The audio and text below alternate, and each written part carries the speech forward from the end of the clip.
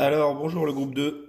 J'ai essayé de nous inscrire sur ma classe virtuelle du site du CNED et puis ça n'a pas vraiment fonctionné puisque tout est saturé en ce moment. Vous avez peut-être remarqué que Pronote avait des difficultés à fonctionner. C'est pas tout.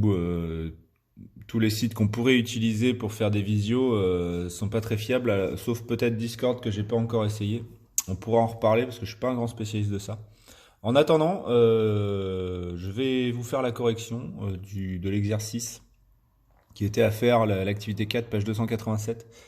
Et puis vous pourrez me poser des questions sur la messagerie de Pronote. Hein. Alors on y va, donc c'est sur les transformations du plan en utilisant les complexes. On a dans le 1 la translation.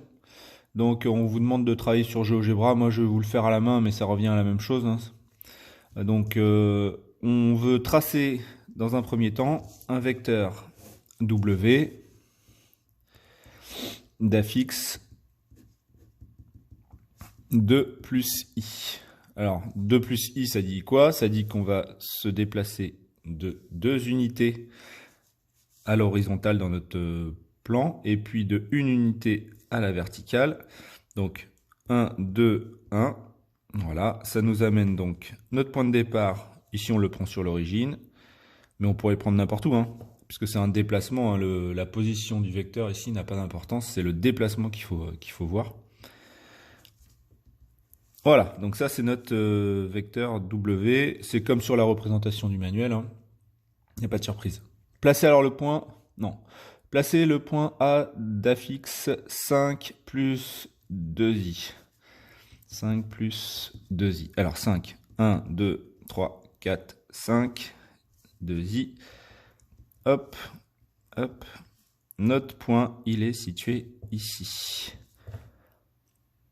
Et puis, placez le point A', image du point A par translation de vecteur W. Donc on va faire glisser le point A en suivant le chemin W. Donc 2 déplacements enfin 2 unités à l'horizontale, 1 unité à la verticale.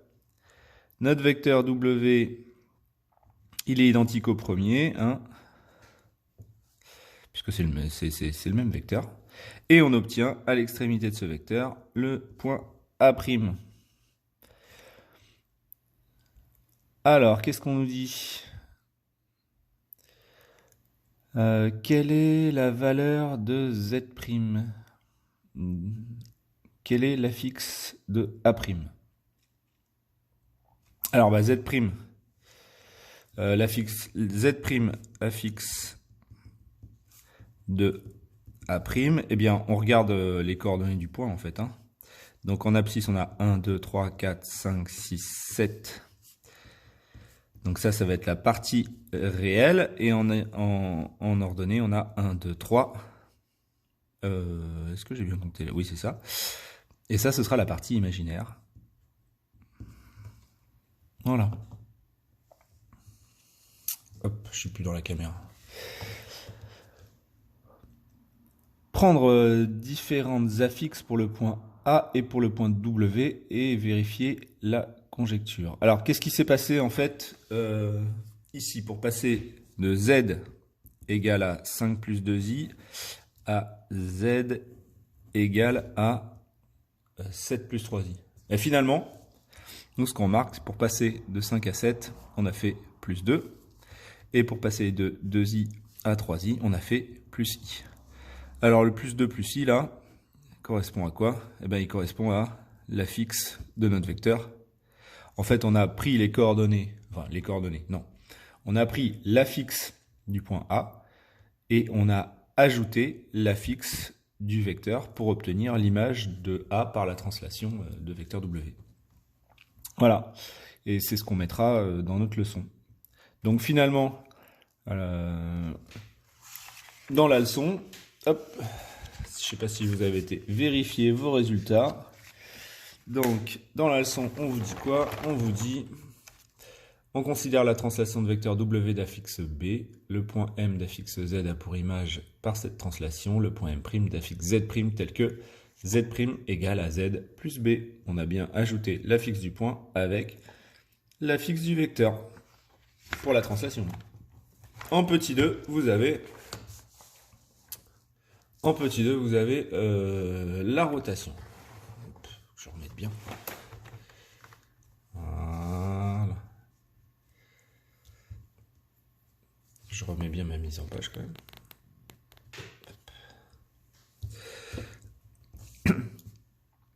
Donc, ici, nouveau plan.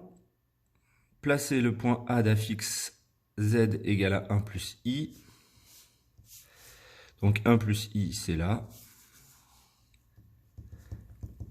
Placez le point A' image de A par la rotation de centre O et d'angle θ égale à pi sur 4. Rotation de centre O, ça veut dire que notre centre de rotation va être ici. Et l'angle qu'on va appliquer à A, ça va être pi sur 4. Alors pi sur 4,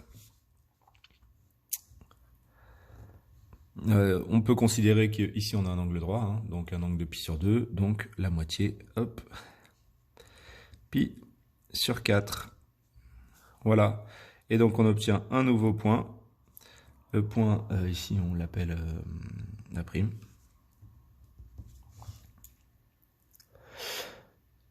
Et donc, qu'est-ce qu'on peut dire là-dessus? Eh bien, la norme du vecteur OA' va être égale à la norme du vecteur OA. Hein. Donc on peut regarder ce que vaut la norme du vecteur OA. Hein. C'est en fait, on peut le calculer avec la formule A2 plus racine carrée de A2 plus B2, quand Z égale à A plus BI. Donc ici, module de Z égale à racine carrée de 1 au carré plus 1 au carré, c'est-à-dire racine carrée de 2.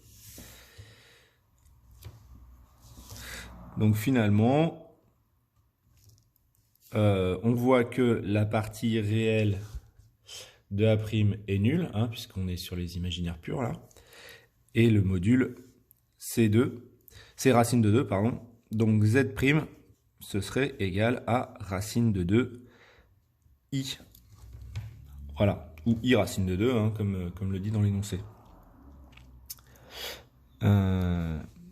Voilà, maintenant qu'est-ce qui s'est passé? Alors, d'où vient ce I racine de 2 là? On vous dit vérifier que I racine de 2 est égal à E de I pi sur 4 facteur de 1 plus I.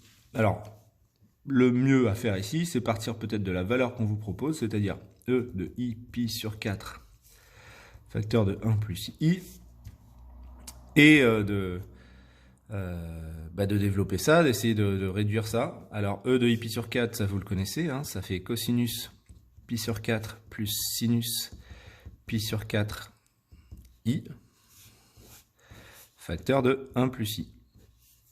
Cosinus de pi sur 4,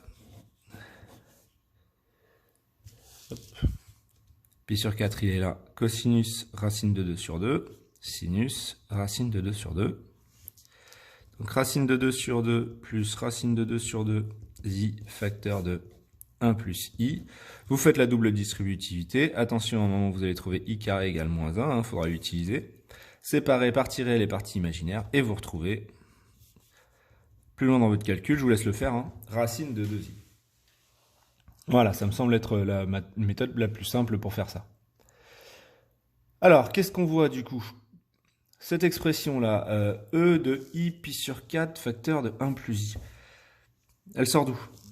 Alors, le 1 plus I en question, on l'a dans notre affixe du point A au départ. Et le E de I pi sur 4, celui-là, le pi sur 4, il n'est pas là par hasard, il vient de la rotation d'angle pi sur 4. Hein? Ce qui nous amène à se dire que pour appliquer la rotation de centre l'origine, eh bien, il faudra multiplier l'affixe du point par E de I θ, l'angle de la rotation. On regarde le dernier, je vous laisse vérifier ça dans la partie leçon. Le dernier, c'est l'homothétie. Donc ici, on prend un point A. Notre point A, il est d'affixe 3 plus 2i. 1, 2, 3, 1, 2. Donc, hop, il est là. Hop, mince. Là. Voilà, pardon. 3 plus 2i. Placez le point A' image de point A par homothétie de centre O et de rapport K égale 2. Alors, qu'est-ce que ça veut dire, ça? Ça veut dire que on va utiliser le théorème de Thalès. Grosso modo, hein. Le centre de l'homothétie et la distance donc entre O et A' doit être 2 fois la distance entre O et A. On en verra d'autres dans les exercices. L'homothétie, c'est peut-être quelque chose que vous n'avez pas trop rencontré encore. Je vous invite à faire des essais sur GeoGebra, ça vous aidera à y voir un petit peu plus clair. Voilà, conjecturer l'expression de Z'. Alors là, c'est assez facile puisque du coup, comme on a doublé la distance, eh bien, évidemment, on a doublé les abscisses et les ordonnées. Donc là, on va être en 6 et ici en 4. Donc nous, on verra que des homothéties de centre O hein, dans cette leçon. Et qu'est-ce que je vais... Ah oui, bah du coup, Z' est égal à 6 plus 4i. Sachant que Z, c'était 3 plus 2i. Alors là, c'est flagrant. Hein. Comment on fait pour passer de Z à Z'? Eh bien, tout simplement, on a multiplié la fixe par 2. Voilà. Bon, j'espère que c'était pas trop long et que vous m'avez suivi jusqu'au bout. Ça, c'est pour la correction. Je vous mets le nouveau travail sur Pronote. Bon courage pour la suite. Je vous fais un petit point demain. Éventuellement, on peut peut-être se faire une visio demain. Je vous mets un rendez-vous sur Pronote, voir. Peut-être ça peut marcher. Allez, à bientôt. Au revoir.